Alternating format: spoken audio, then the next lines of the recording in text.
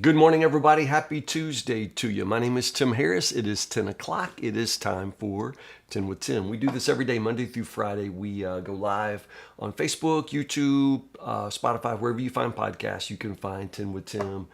Follow, subscribe, interact, and you'll get to see more and more of the content that you like. That's how these social media platforms work. You see more and more of what people want to see more and more of. So if you interact with it, again, if you just watch it, that's okay.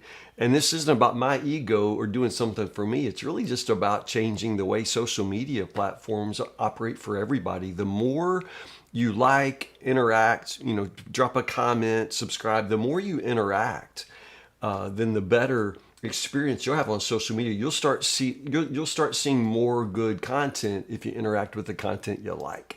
You wonder why you see so much junk. It's because you clicked on that potato chip ad 3 years ago.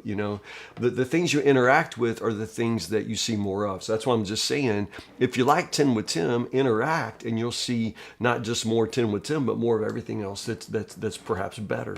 So don't forget to like, thumbs up, just do anything. Click a button, and that lets the platform know that this is the kind of content that you enjoy. Psalm 130, Psalm 131 is where we are today. These Psalms are very alike and very different. I think that's kind of our theme lately, right? Both of these are a beautiful call to hope, but they come from very different places. The first one comes from Psalm 130. This call to hope comes from the depths. From the depths of despair, O Lord, I call for your help. Hear my cry, O Lord. Pay attention to my prayer. From the depths. What is the child of God doing in the depths? From the depths, you probably asked that very question. What am I doing here? Well, there are always multiple possibilities.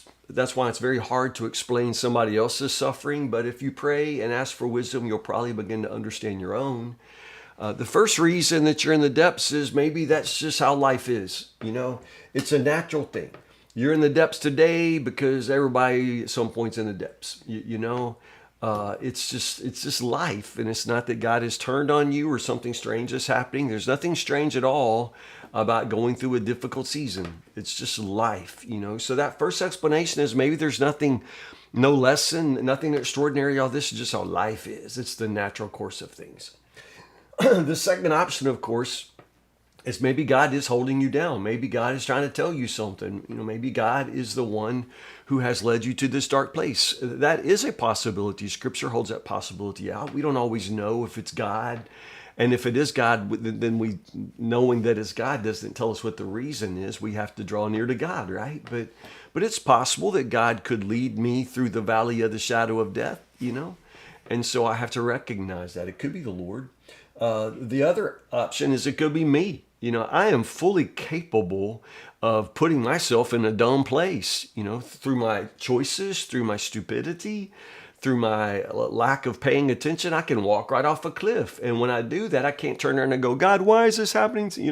Why is this happening? Well, it's happening because you're a dummy, you got this, because you did this. I mean, it's just how life works. We pay consequences for our choices, and sometimes we make choices that have terrible consequences. And so sometimes you're in the depths because you got yourself into this, and then maybe from God's perspective, we're always in the depths. I'd say from God's perspective, because of my sin, I am always in the depths, from where he's looking. So I say all that to say, I don't think it matters why you're there. I think the important thing is to recognize you need help. You need the Lord. Your life is not a do-it-yourself project. You only your maker can make you. And so you need the Lord at all times. You need divine intervention all the time. And Psalm 130 is this cry for divine intervention. And I use the word cry. Hear my cry, O Lord. I think there's certain things that I only see very clearly through tears. And sometimes from the depths in your crying, you will have more clarity in what you need and want and what to pray for than any other time of your life. So the crying out from the depths, honestly, that obviously is the thing to do. Verse 3, immediately the song goes straight to sin. I'm not saying that your hardship is a punishment for your sin, but sin's always the problem. Sin is always the problem behind all my other problems. It's always going to come down to sin. And so I love verse 3. Lord, if you kept a record of our sins, who in the world could survive? You know? Remember in school when they said you had a permanent record and you just think, good night. I love to take a look at that. You know, it really, that day in first grade, that we all got in trouble and missed recess, like, is that written down somewhere? A permanent record, what? And that's just in school. Just imagine if God, who knows all my thoughts, were to keep all that written down. Who could ever survive, but you offer forgiveness that we might learn to fear you. I think that's so interesting. That forgiveness inspires fear. That's really interesting. But I do realize that God's mercy is astonishing, And once you experience the radical forgiveness that God offers us sinners, then you understand why this verse says and that's what makes us fear him. Think of it this way, that's what leads us to worship him. The gratitude, the being so amazed by grace. You know that phrase? To be amazed by grace. This is what he's talking about. It's just that mercy is astonishing, and it just makes me want to fall down before him and love him and adore and worship him, Verse 5, I'm counting on the Lord. I'm counting on him. I put my hope in his word. I long for the Lord more than centuries long for the dawn. Centuries are night watchmen, right? So I guess the way we could think of this one is, you ever work the night shift? You ever work third shift? Oh my goodness. My wife used to be a third shift nurse, and I think she did okay. She going at 10:30, which is just awful, but 10:30, 11:30, 12:30, even 1:30, 2:30, that's okay. It's like 3:30.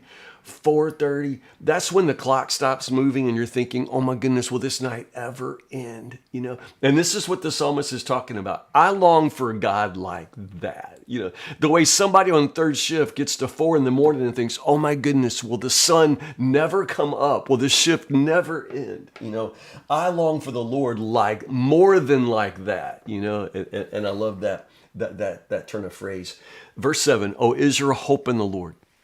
So again, this cry for hope in Psalm 130 comes from this place of panic, this place of desperation, this being in the pit, being in the depths of despair. Psalm 131, it couldn't be more different, and it's so beautiful. Psalm 131, Lord, my heart is not proud, my eyes are not haughty. I don't concern myself with matters too great or too awesome for me to grasp. This isn't the psalmist, trying to display some sort of, humility, especially false humility.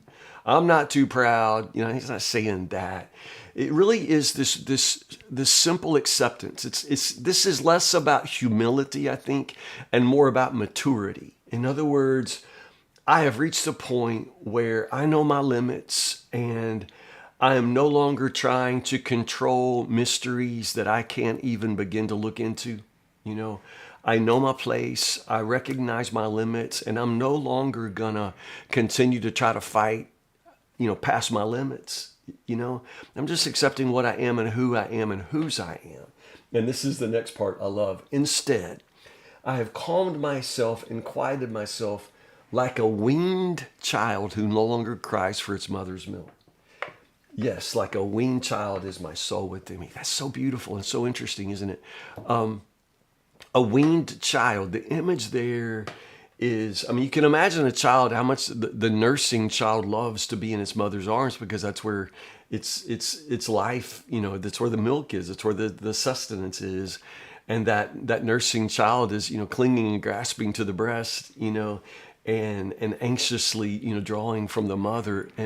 But the psalmist has chosen the weaned child. In other words, I'm not anxiously clinging here. I am just in this place of satisfied rest. It's the picture of the baby resting in the mother's arms, not the baby nursing, and rooting around, trying to get what it needs and wants. It's none of that. It's just to be at perfect peace, satisfied in the mother's arms. And the psalmist says, that's what my soul is like a baby that wants nothing, other than to be at rest in the mother's arms. I love that so much. O Israel, put your hope in the Lord. You see that? It's the same call to hope. Both Psalms end with, O Israel, put your hope in the Lord. But that first call to hope comes from that place of panic. And this second call to hope comes from this place of peace. And I love it so much. Like I say, these Psalms are very alike, but they also couldn't be more different. One comes from this place of despair. The other comes from this place of intimate satisfaction. And I have to say, I know both of those extremes. I know what it is to be desperately clinging to the Lord, crying out from the depths, God, why am I here? God, please forgive me. I know all of that. But I also know what it is just simply to rest in his arms, you know? So I encourage you today, like a weaned child in the arms of its mother, rest in the arms of the Lord today. Just rest in his arms. Tomorrow, let's do 3. Psalm 132, Psalm 133, and Psalm 134. Psalm 133 is 3 verses, so come on, you can do that. 132, 133, and 134 for tomorrow. So have a good Tuesday. I think storms later, so enjoy the sunshine while it's shining, and hunker down later if it rains. Love you guys so much. Stay in the Word, be in the Psalms tomorrow, and I'll see you at 10:30. Did I say 10:30? 10 o'clock. I said 10:30. At 10 o'clock